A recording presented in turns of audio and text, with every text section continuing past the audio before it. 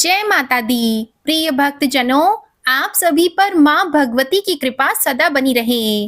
गुप्त नवरात्रि के 5वें दिन महाविद्या छिन्नमस्ता की पूजा करने का नियम होता है। तंत्र शास्त्र में महाविद्या छिन्नमस्ता की उपासना करने से समाज में मान सम्मान प्रसिद्धि मिलती है। पूर्वी भारत जैसे पश्चिम बंगाल, झारखंड और उत्तर प्रदेश के अलावा नेपाल आदि देशों में इनकी विशेष रूप से पूजा की जाती है। छिन्नमस्ता महाविद्या की पूजा में अगर कोई कमी रह जाती है तो विपरीत फल देने वाली होती है। यही कारण है कि आम लोगों के लिए इनकी साधना को उपयुक्त नहीं माना जाता। देवी छिन्नमस्ता की पूजा करने से मनुष्य को समाज में सम्मान और प्रतिष्ठा की प्राप्ति होती है, साथ ही सुख और समृद्धि का वरदान भी मिलता है। देवी अपने साधक को ज्ञान, समृद्धि, विजय, स्वास्थ्य और धन का आशीर्वाद देती है। महाविद्या छिन्नमस्ता की पूजा उन लोगों के लिए बहुत प्रभावशाली होती है जो बांझपन या ऋण से संबंधित या यौन रोग से संबंधित समस्याओं का सामना करते हैं। माँ छिन्नमस्ता की पूजा व्यावसायिक हानि से उभरने में भी सहायता करती है। माँ छिन्नमस्ता की पूजा करने से समृद्धि, स्थिरता और लंबे जीवन के साथ साथ और भी अनगिनत लाभ होते हैं। देवी छिन्नमस्ता को माता चिंतपूर्णी का स्वरूप माना गया है।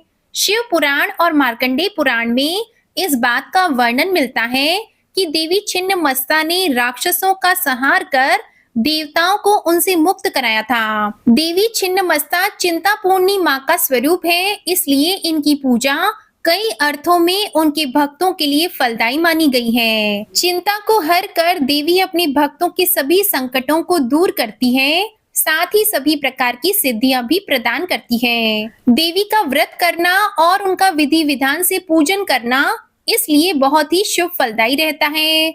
माँ छिन्नमस्ता अपने गले में हड्डियों की माला धारण करती है। उनके कंधे पर यज्ञोपवीत है। देवी छिन्नमस्ता की नाभि में योनि चक्र पाया जाता है।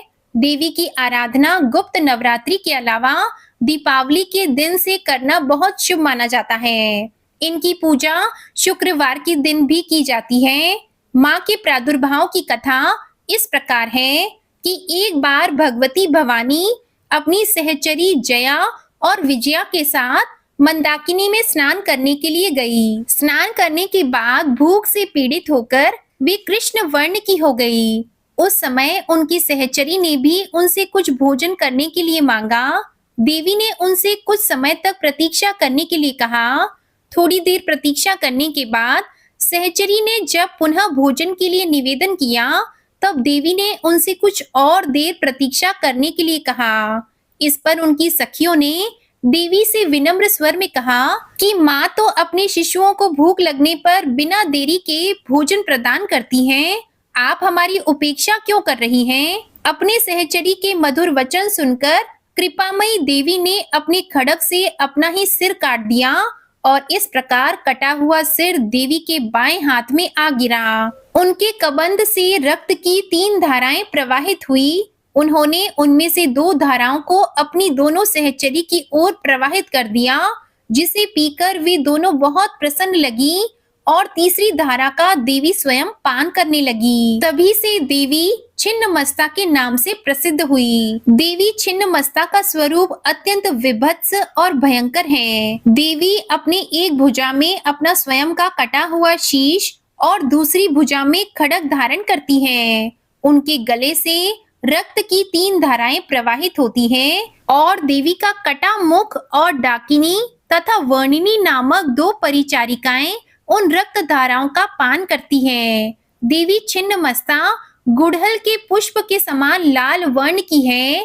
उनकी आभा और कांति कोटि कोटि सूर्य के समान है। उन्हें नग्न अवस्था में अस्त व्यस्त केशों के साथ दर्शाया जाता है। देवी छिन्नमस्ता को 16 वर्ष की कन्या के रूप में चित्रित किया गया है, जिनके हृदय के समक्ष एक नील कमल सुशोभित है। देवी मंगल सूत्र के रूप में सर्प तथा अन्य आभूषणों के साथ कटे हुए नर मुंड की माला धारण करती है। यह तो थी महाविद्या छिन्नमस्ता की पूजा विधि और कथा की जानकारी। नवरात्रि के 5वें दिन माँ स्कंद माता की पूजा भी की जाती है।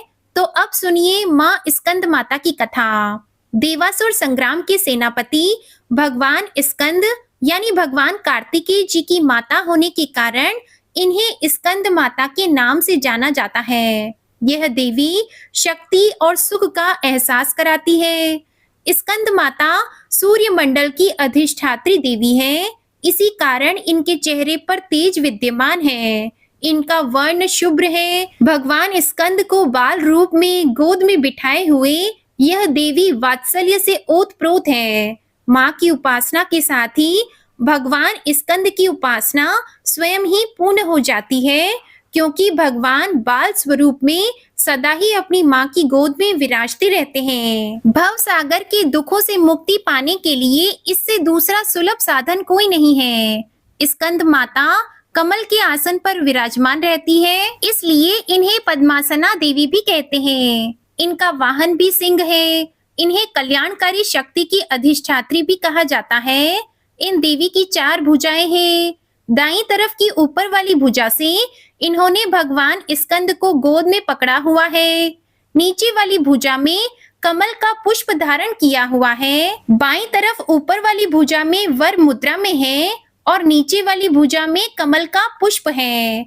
देवासुर संग्राम में तारकासुर नाम के दैत्य का वध करने के लिए ही भगवान स्कंद की उत्पत्ति हुई थी। प्राचीन कथा के अनुसार कार्तिकेय जी का जन्म भगवान शिव और देवी पार्वती से दूर सरकंडे के एक वन में हुआ था। उस बालक के 6 मुख थे।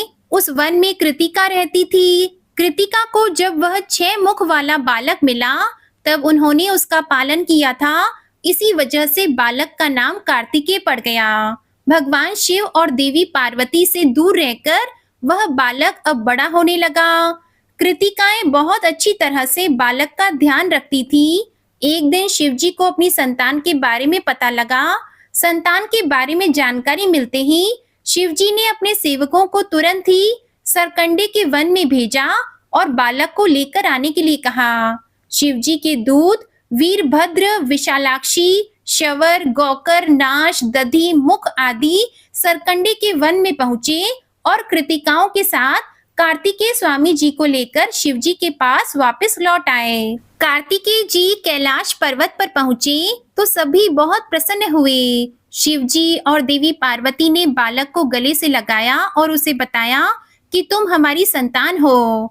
शिवजी पार्वती जी ने कार्तिकेय को परिवार का महत्व समझाया और परिवार के साथ ही समाज की भलाई के लिए काम करने की सीख दी। तब शिवजी ने कार्तिकेय जी से कहा कि तुम बहुत वीर हो, इसलिए पुत्र आज से तुम्हें देवताओं का सेनापति नियुक्त किया जा रहा है। उस समय तारकासुर नाम के दैत्य ने बड़ा आतंक मचा रखा था और उसे वरदान मिला हुआ था कि उसका वध भगवान शिव के पुत्र द्वारा ही होगा। जब कार्तिकेय जी देवताओं के सेनापति बने तब उन्होंने तारकासुर का वध किया था। माँ भगवती के स्कंद माता स्वरूप की असली पहचान उनके पुत्र स्कंद की वजह से ही है और संतानहीन दंपतियों को खास तौर पर आज के दिन स्कंद माता की पूजा अवश्य करनी चाहिए। स्कंद माता की कृपा से निसंतानों को संतान सुख मिलता है और संतान से जुड़ी समस्याएं भी दूर हो जाती हैं। अब सुनिए श्री महिषासुर मर्दिनी स्तोत्र का हिंदी अनुवाद। हे हिमालय राज की कन्या, विश्व को आनंद देने वाली, नंदी गणों के द्वारा नमस्कृत, गिरिवर विंध्याचल के शिखर पर निवास करने वाली, भगवान विष्णु को प्रसन्न करने वाली, इंद्रदेव के द्वारा नमस्कृत, भगवान नीलकंठ की पत्नी, विश्व में विशाल कुटुंब वाली और विश्व को संपन्नता देने वाली, हे महिषासुर का मर्दन करने वाली भगवती, अपने बालों की लता से आकर्षित करने वाली, पर्वत की पुत्री, आपकी जय हो, जय हो, जय हो। देवों को वरदान देने वाली, दुर्धर और दुर्मुख असुरों को मारने वाली और स्वयं में ही प्रसन्न रहने वाली, तीनों लोकों का पोषण करने वाली, शंकर को संतुष्ट करने वाली, पापों को हरने वाली और घोर गर्जना करने वाली,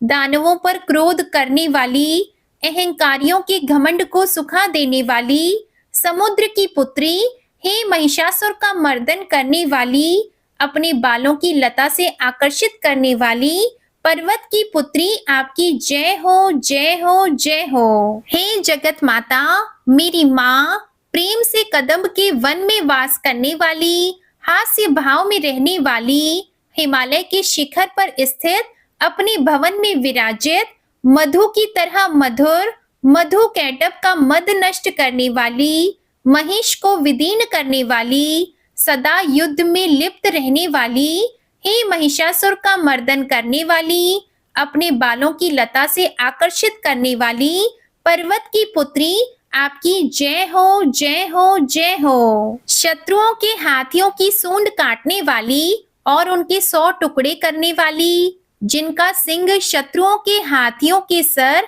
अलग अलग टुकड़े कर देता है, अपनी भुजाओं के अस्त्रों से चंड और मुंड के शीश काटने वाली, हे महिषासुर का मर्दन करने वाली, अपने बालों की लता से आकर्षित करने वाली पर्वत की पुत्री आपकी जय हो, जय हो, जय हो। रण में मदोन्मत्त शत्रुओं का वध करने वाली, अजर अविनाशी शक्तियां धारण करने वाली, प्रमथनाथ शिव की चतुराई जानकर उन्हें अपना दूत बनाने वाली, दुर्मति और बुरे विचार वाले दानव के दूत के प्रस्ताव का अंत करने वाली, हे महिषासुर का मर्दन करने वाली, अपने बालों की लता से आकर्षित करने वाली पर्वत की पुत्री आपकी जय हो, जय हो, जय हो। शरणागत शत्रुओं की पत्नियों के आग्रह पर उन्हें अभय दान देने वाली, तीनों लोकों को पीड़ित करने वाले, दैत्यों पर प्रहार करने योग्य त्रिशूल धारण करने वाली, देवताओं की दुंदुभी से दुमी दुमी की ध्वनि को सभी दिशाओं में व्याप्त करने वाली, हे महिषासुर का मर्दन करने वाली, अपने बालों की लता से आकर्षित करने वाली पर्वत की पुत्री आपकी जय हो, जय हो, जय हो। मात्र अपनी हुंकार से धूम्र लोचन राक्षस को धुएं के समान भस्म करने वाली, युद्ध में कुपित रक्त बीज के रक्त से उत्पन्न अन्य रक्त बीजों का रक्त पीने वाली, शुंभ और निशुंभ दैत्यों की बलि से शिव और भूत प्रेतों को तृप्त करने वाली, हे महिषासुर का मर्दन करने वाली, अपने बालों की लता से आकर्षित करने वाली पर्वत की पुत्री आपकी जय हो, जय हो, जय हो। युद्ध भूमि में जिनके हाथों में कंगन धनुष के साथ चमकते हैं, जिनके सोने के तीर शत्रुओं को विदीर्ण करके लाल हो जाते हैं और उनकी चीख निकालते हैं, चारों प्रकार की सेनाओं, हाथी, घोड़ा, पैदल और रथ का संहार करने वाली, अनेक प्रकार की ध्वनि करने वाले बटुकों को उत्पन्न करने वाली, हे महिषासुर का मर्दन करने वाली, अपने बालों की लता से आकर्षित करने वाली पर्वत की पुत्री आपकी जय हो, जय हो, जय हो। देवांगनाओं के तथा थे आदि शब्दों से युक्त भावमय नृत्य में मग्न रहने वाली, कुकुत अड्डी विभिन्न प्रकार की मात्राओं वाले ताल वाले स्वर्गीय गीतों को सुनने में लीन, मृदंग की धू धुकुट धीमी धीमी आदि गंभीर ध्वनि सुनने में लिप्त रहने वाली, हे महिषासुर का मर्दन करने वाली, अपने बालों की लता से आकर्षित करने वाली पर्वत की पुत्री आपकी जय हो, जय हो, जय हो। जय जयकार करने और स्तुति करने वाले समस्त विश्व के द्वारा नमस्कृत, अपने नुपुर के झन झन और झिमझिम शब्दों से भूतपति महादेव को मोहित करने वाली, नटी नटों के नायक अर्धनारीश्वर के नृत्य से सुशोभित नाट्य में तल्लीन रहने वाली, हे महिषासुर का मर्दन करने वाली, अपने बालों की लता से आकर्षित करने वाली पर्वत की पुत्री आपकी जय हो, जय हो, जय हो। आकर्षक कांति के साथ अति सुंदर मन से युक्त और रात्रि के आश्रय अर्थात चंद्रदेव की आभा को अपने चेहरे की सुंदरता से फीका करने वाली, काले भंवरों के समान सुंदर नेत्रों वाली, हे महिषासुर का मर्दन करने वाली, अपने बालों की लता से आकर्षित करने वाली पर्वत की पुत्री आपकी जय हो, जय हो, जय हो। महायोद्धाओं से युद्ध में चमेली के पुष्पों की भांति कोमल स्त्रियों के साथ रहने वाली तथा चमेली की लताओं की भांति कोमल भील स्त्रियों से जो झिंगूरों के झुंड की भांति घिरी हुई हैं, चेहरे पर खुशी से उत्पन्न उषा काल के सूर्य और खिले हुए लाल पुष्प के समान मुस्कान वाली, हे महिषासुर का मर्दन करने वाली, अपने बालों की लता से आकर्षित करने वाली पर्वत की पुत्री, आपकी जय हो, जय हो, जय हो। जिसके कानों से लगातार मद बहता रहता है, उस हाथी के समान उत्तेजित, हे गजेश्वरी, तीनों लोकों के आभूषण, रूप, सौंदर्य, शक्ति और कलाओं से सुशोभित, हे राजपुत्री, सुंदर मुस्कान वाली स्त्रियों को पाने के लिए मन में मोह उत्पन्न करने वाली, कामदेव की पुत्री के समान, हे महिषासुर का मर्दन करने वाली, अपने बालों की लता से आकर्षित करने वाली पर्वत की पुत्री, आपकी जय हो, जय हो, जय हो। जिनका कमल दल पंखुड़ी के समान कोमल, स्वच्छ और कांति से युक्त मस्तक है, हंसों के समान जिनकी चाल है, जिनसे सभी कलाओं का उद्भव हुआ है, जिनके बालों में भंवरों से घिरे कुमुदनी के फूल और बकुल पुष्प सुशोभित हैं, उन महिषासुर का मर्दन करने वाली, अपने बालों की लता से आकर्षित करने वाली पर्वत की पुत्री, आपकी जय हो, जय हो, जय हो। जिनके हाथों की मुरली से बहने वाली ध्वनि से कोयल की आवाज भी लज्जित हो जाती है, जो खिले हुए फूलों से रंगीन पर्वतों से विचरती हुई पुलिंद जनजाति की स्त्रियों के साथ मनोहर गीत जाती है, जो सद्गुणों से संपान शबरी जाति की स्त्रियों के साथ खेलती हैं, उन महिषासुर का मर्दन करने वाली, अपने बालों की लता से आकर्षित करने वाली पर्वत की पुत्री, आपकी जय हो, जय हो, जय हो।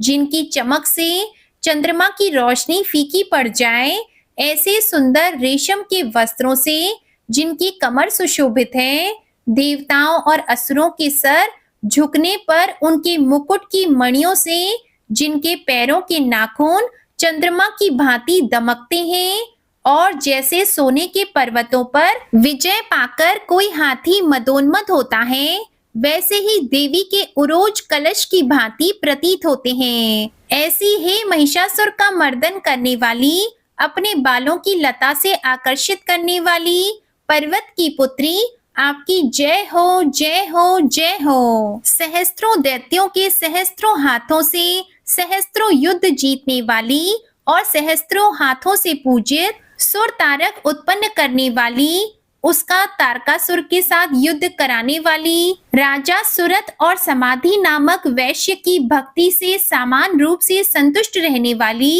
हे महिषासुर का मर्दन करने वाली, बालों की लता से आकर्षित करने वाली पर्वत की पुत्री, आपकी जय हो, जय हो, जय हो। जो भी आपके दयामय पद कमलों की सेवा करता है, हे कमला, हे लक्ष्मी, वह व्यक्ति कमल निवास यानी धनी कैसे न बने।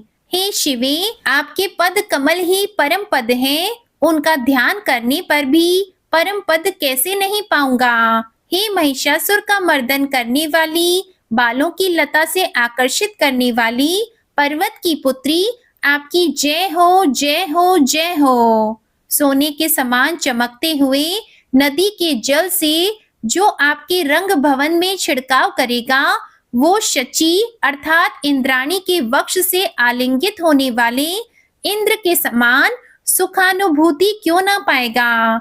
हे वाणी, हे महासरस्वती, आप में मांगल्य का निवास है, मैं आपके चरण में शरण लेता हूँ। हे महिषासुर का मर्दन करने वाली, बालों की लता से आकर्षित करने वाली पर्वत की पुत्री, आपकी जय हो, जय हो, जय हो। आपका निर्मल चंद्र समान मुख चंद्रमा का निवास है, जो सभी अशुद्धियों को दूर कर देता है। नहीं तो क्यों मेरा मन इंद्रपुरी की सुंदर स्त्रियों से विमुख हो गया है। मेरे मत के अनुसार आपकी कृपा के बिना शिव नाम के धन की प्राप्ति कैसे संभव हो सकती है। हे महिषासुर का मर्दन करने वाली, बालों की लता से आकर्षित करने वाली पर्वत की पुत्री, आपकी जय हो, जय हो, जय हो। हे दीनों पर दया करने वाली उमा, मुझ पर भी दया कर ही दो। हे जगत जननी, जैसे आप दया की वर्षा करती हो, वैसे ही तीरों की वर्षा भी करती हो। इसलिए इस समय जैसा आपको उचित लगे वैसा करो। मेरे पाप और ताप दूर करो। हे महिषासुर का मर्दन करने वाली, बालों की लता से आकर्षित करने वाली, पर्वत की पुत्री, आपकी जय हो, जय हो, जय हो। ये थी आज की कथा। अगर वीडियो पसंद आए तो वीडियो को लाइक करके चैनल जरूर सब्सक्राइब कीजिएगा और कमेंट में माता रानी की जय भी लिखिएगा। इसी के साथ गुप्त नवरात्रि के पहले, दूसरे, तीसरे और चौथे दिन की व्रत कथा भी जरूर सुनिएगा और हमारे चैनल पर सोमवार की व्रत कथा भी जरूर सुनिएगा। जय माता दी।